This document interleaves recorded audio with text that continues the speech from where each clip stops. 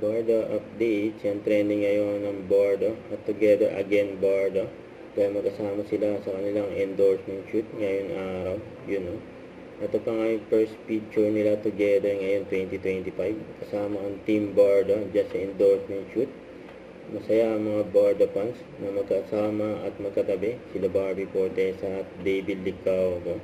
Yan sa IG story ni Jana, yan is a wrap day 1. Okay, abangan ng day 2 sa update ng Team Bordo and about dyan sa endorsement shoot. And IG story ni Daddy Tony, mukhang bumili ng bagong sapatos si Daddy Tony. And soon, night soon, November 5 sa Chico. Ganda na. Ay, may tayong kiss pa si David nag-iyawan pa ng mga tao David, takbo tayo sa UP! Takbo tayo sa UP! Takbo daw sa UP Wow! Yung sobrang lapit mo lang kay David sa sana all.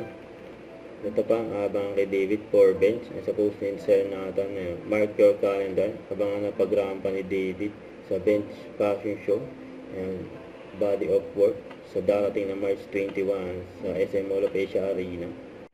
Don't forget to subscribe and click the notification bell for more update. This is Richard the Action Vlogs.